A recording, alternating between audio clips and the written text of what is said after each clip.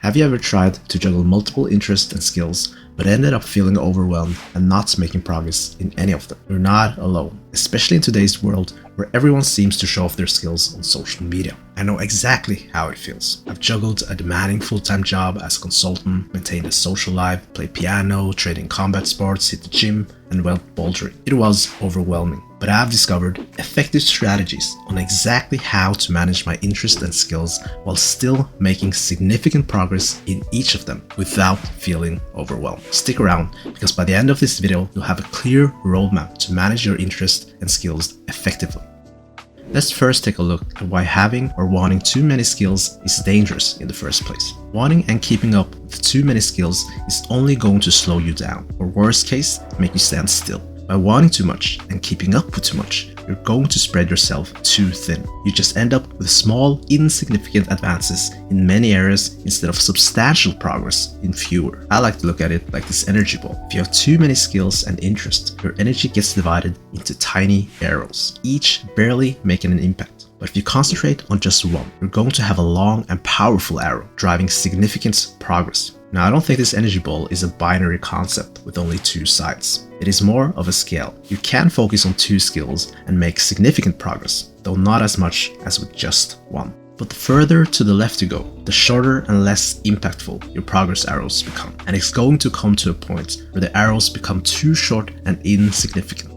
To give you a practical example of this, I once juggled a demanding full-time job as a consultant, trained a combat sport Brazilian Jiu-Jitsu, did strength training, bouldered, attended Toastmasters, and tried to maintain my social life. I was focusing on too much, felt overwhelmed, and ended up not making any significant progress in any of them. In other words, I was too far left on the scale. Now I found a really clever strategy to being able to learn and progress in the skills and interests that you want. A strategy that can be adjusted to anyone's preferences. But before we dive into the strategies, let's talk about prioritization. Before moving on, I just want to quickly mention my free newsletter. If you want to dive even deeper into self-improvement concepts, get my free Notion templates for a limited time, or just get to know me better, join my free newsletter that is linked below. Now let's get back to the video. We all know that we can't do everything. That's why we need to prioritize. Many people avoid prioritizing and hope things will work out on their own, but this only leads to feeling overwhelmed and unclear about your goals. These feelings are going to linger in the back of your mind throughout your day and life and can easily lead to procrastination, as vagueness is a common cause for procrastination. To combat this, you need clarity, and an easy way to gain clarity is to write down your prioritization list. So here's an exercise. Write down 5 to 10 skills and interests that you would like to have and rank them by importance. We'll build on this exercise later.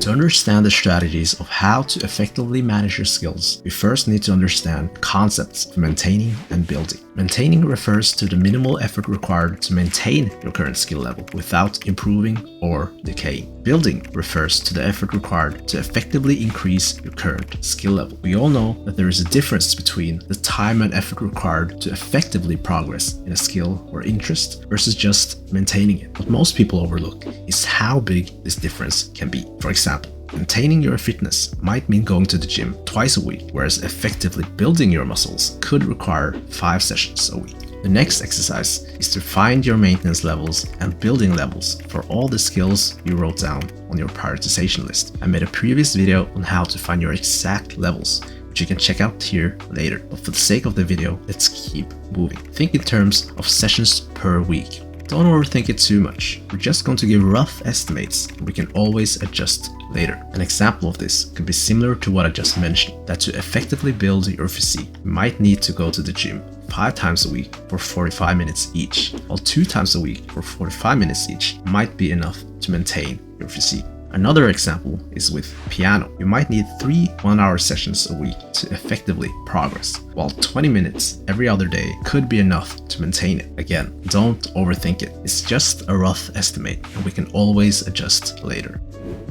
Finally, we can start to talk about strategies. Let's look back at our scale. On the far right, we had one long arrow for a single focus, and on the left, we had many short, insignificant arrows. I personally prefer to be as far right on the scale as possible. The strategy that suits this style is to keep all skills and interests at maintenance levels while using all the freed up energy on one skill that you want to massively level up in. Now this is just my style, but it's also what I've seen actually works the best for other people too. With that said, it's definitely plausible to have a strategy more suited towards the middle of the scale. This strategy will focus on not just one skill, but a few. Let's use 5 as an example. So you can choose the top 5 from your prioritization list. While you won't have a long line for all 5, you would still have a significant long line for all of them. This is where understanding your maintenance and building levels is crucial. To actually focus on 5 skills and interests, you have to have the energy to keep up with the sum of the 5 building levels you identified for the 5 skills.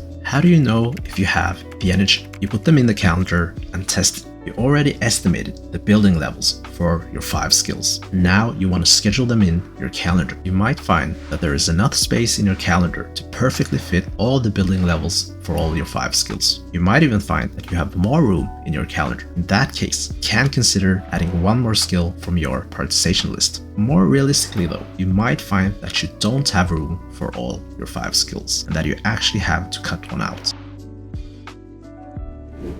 At this point, we're only given first rough estimates for the building levels for our skills, and we have scheduled them in the calendar, but we don't actually know anything for sure until we test it out in the real world. Only after testing it out for 1 or 2 weeks, you can start adjusting. Maybe you had a too high estimation for the building level for one skill and too low for another. Maybe you find that you had the right estimation for all your skills and had the time in your calendar, but actually didn't have the energy. This is something you have to continuously test and adjust each week. And if you want to dive deeper on exactly how to do this, I'll link the previous video here again.